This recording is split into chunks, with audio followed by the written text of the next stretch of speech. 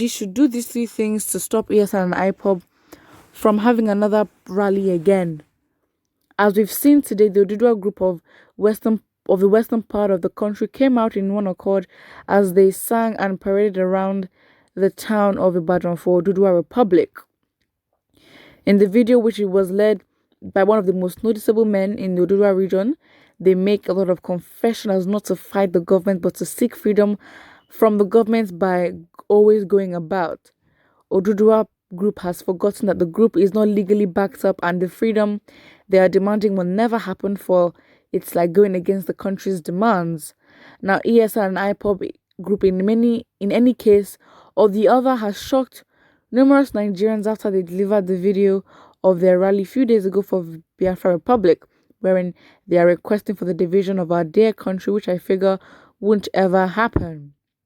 Since they have delivered the video of the rally, and I realize they will take actions to likewise have another rally and deliver it to the world, with this progression, it can cause a lot of distress to the local individuals. Are the local individuals complaining? Listen, again, there's no way that something would happen. Look at the Yorubas.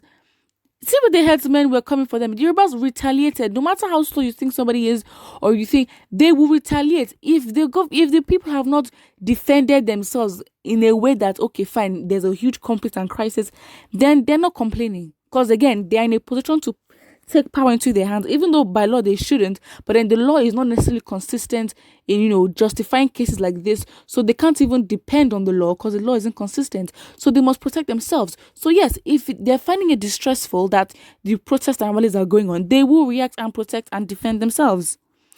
This person now considers and says, I don't think the FG will have their hands around their jaw looking at this misguided bunch. They need to take keen action by doing these three things to stop IPOB and ESN from having more ground.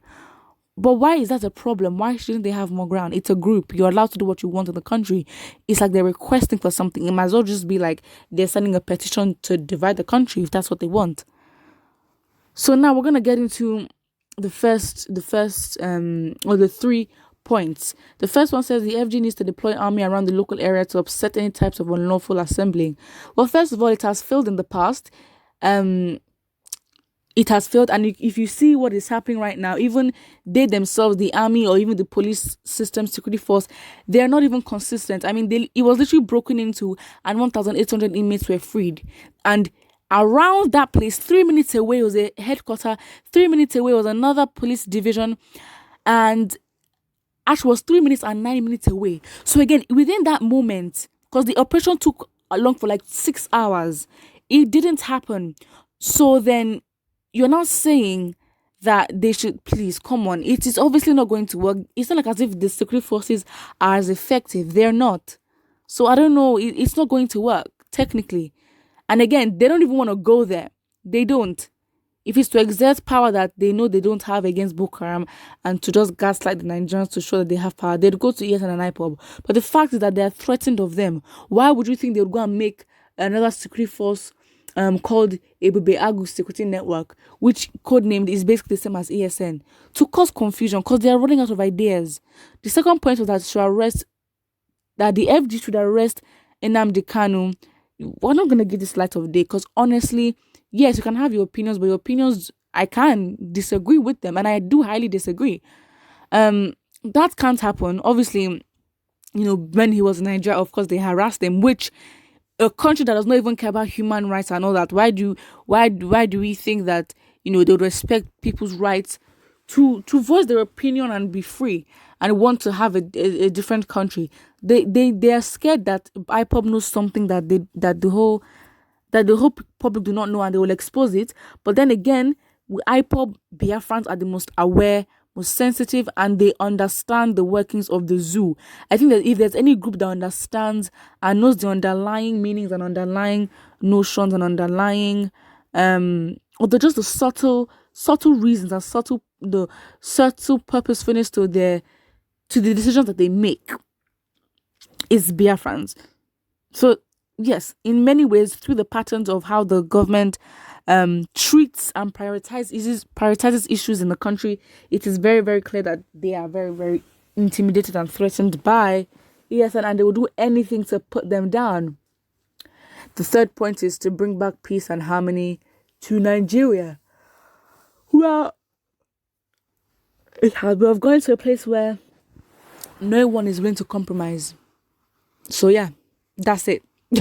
You're saying peace and harmony. That means people will have to hold back, put their situations aside. Again, would have to be less selfish as a whole nation, first of all.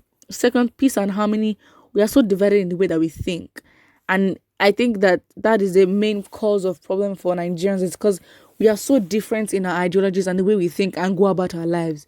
If you go, especially with the north and the south, we're very much different because of our, because of the influences from our ethnicities and our ethnical background and all that.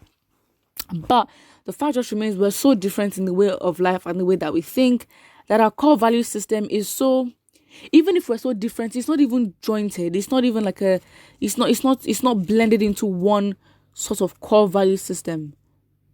It's very, very sad. It is so sad. So he says, I will encourage the FD to stick with the calling of good administration, which will bring harmony, integrity, and peace to the country. All this is all blah, blah, blah, blah, blah, blah. Because again, we know these things. We know the tactics. They know what to do. So again, giving solutions to something they know of, you should have, at this point, start thinking that there's certain things, according to the patterns that they give off, it seems that they're deliberately, making the country very bad. Someone says, pieces of rubbish. I thought the arrest of herdsmen killing innocent people are the victims' towns and villages. Fulanis are not Nigerians. Why is every appointment made for them?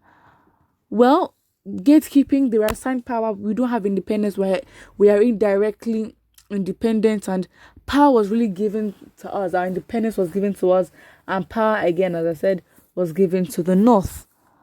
So that was the north, I know that.